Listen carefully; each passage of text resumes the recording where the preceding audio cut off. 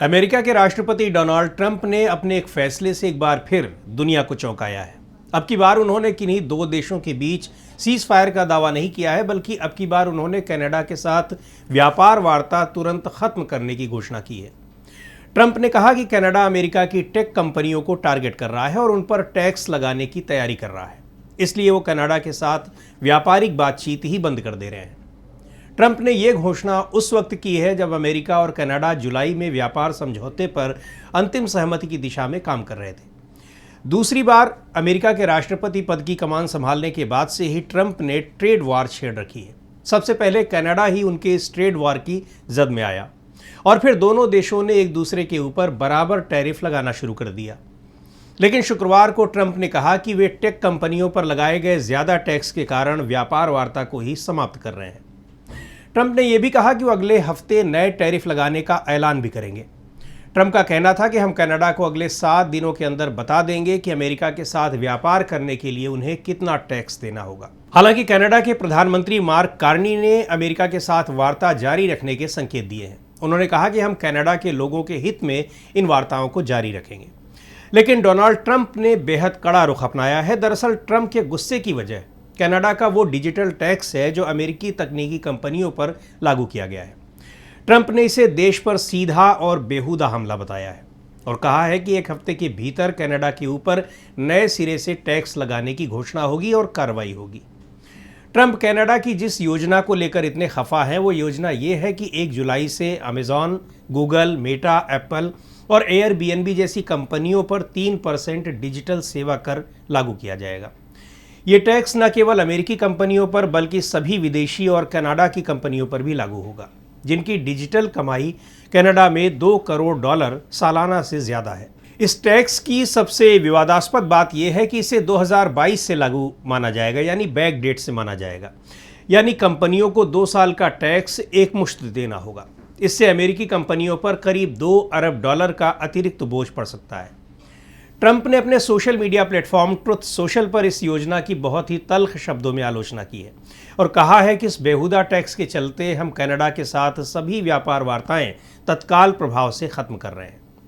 White house में पत्रकारों से बात करते हुए ट्रंप ने कहा कि जब तक कनाडा अपना रवैया नहीं बदलता तब तक बातचीत दोबारा शुरू नहीं होगी। उन्होंने ये भी कहा कि हमारे पास इतनी ताकत है कि हमें किसी को कुछ समझाने की जरूरत नहीं। अब ट्रंप के इस ऐलान से अमेरिका कनाडा आर्थिक रिश्तों में फिर से खटास आ गई है। अभी महज 2 हफ्ते पहले ही ट्रंप और कनाडा के प्रधानमंत्री मार्क कार्नी ने G7 देशों की बैठक के दौरान 30 दिन में एक नया आर्थिक समझौता करने पर सहमति जताई थी, लेकिन अब वो पूरी प्रक्रिया अधर में लटक गई है। हालांकि मार्क कार्नी ने अभी भी उम्मीद जताई है, लेकिन ट्रंप का गुस्सा देखते हुए इस बातचीत पर तलवार लटक रही है। व्यापारिक संबंधों की बात करें तो कनाडा अमेरिका का दूसरा सबसे बड़ा व्यापारिक साझेदार है। 2024 में कनाडा ने अमेरिका से $349 अरब का माल खरीदा और $412 अरब का निर्यात किया। इसीलिए कहा जा रहा है कि ट्रंप का ये फैसला इन व्यापारिक संबंधों को नए सिरे से चुनौती दे सकता है। इससे पहले भी कनाडा अमेरिका की नज़रों में चढ़ा हुआ था और ये उन पहले देशों में था जिन पर डोनाल्ड ट्रंप ने अपने दूसरे कार्यकाल की शुरुआत में ही ट्रेड टैरिफ लगाए थे। हालांकि कनाडा के प्रधानमंत्री कार्यालय ने एक बयान जारी करते हुए कहा है कि कनाडा सरकार इन जटिल बातचीत में अपने नागरिकों और उद्योगों के हित में अमेरिका के साथ रचनात्मक रूप से जुड़ी रहेगी। उधर ट्रंप के वित्त मंत्री स्कॉट बेसेंट ने इस विवाद को कम करके दिखाने की कोशिश की है। उनका कहना है कि अमेरिकी व्यापार प्रतिनिधि संभवतः कनाडा के डिजिटल टैक्स पर सेक्शन 301 जांच शुरू करेंगे, जिससे अमेरिकी कंपनियों को हुए अनुमानित $2 अरब के नुकसान की भरपाई के लिए टैरिफ लगाया जा सके। वहीं ट्रंप प्रशासन ने इस बात के भी संकेत दिए हैं कि अन्य देशों के साथ भी इसी तरह की सख्ती बरती जा सकती है। ट्रंप का कहना है कि वो अगले 10 दिनों में कई देशों को पत्र भेजकर बताएंगे कि अब उन्हें अमेरिका को कितनी टैरिफ दर पर व्यापार करना होगा। ट्रंप के इस फैसले का अमेरिकी शेयर बाजारों पर भी असर दिखा और अमेरिकी बाजार थोड़े समय के लिए नीचे गिरे, लेकिन नैस्डैक समेत कई सूचकांक सप्ताह के अंत में रिकॉर्ड स्तर पर बंद हुए। एक और अमेरिका कनाडा के ऊपर एक के बाद एक सख्ती बढ़ा रहा है, तो दूसरी ओर अमेरिका भारत और जापान जैसे देशों के साथ व्यापार समझौतों को लेकर सक्रिय है। जापान सरकार का कहना है कि दोनों पक्ष एक पारस्परिक लाभ वाला समझौता करने की दिशा में आगे बढ़ रहे हैं। वहीं भारत का एक प्रतिनिधिमंडल भी वॉशिंगटन पहुंचा है।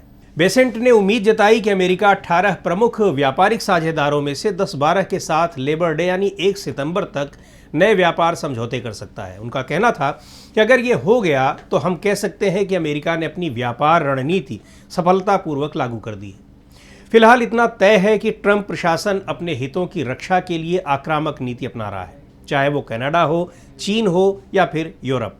लेकिन इस नीति का वैश्विक असर कितना होगा, यह आने वाले दिनों में साफ हो जाएगा।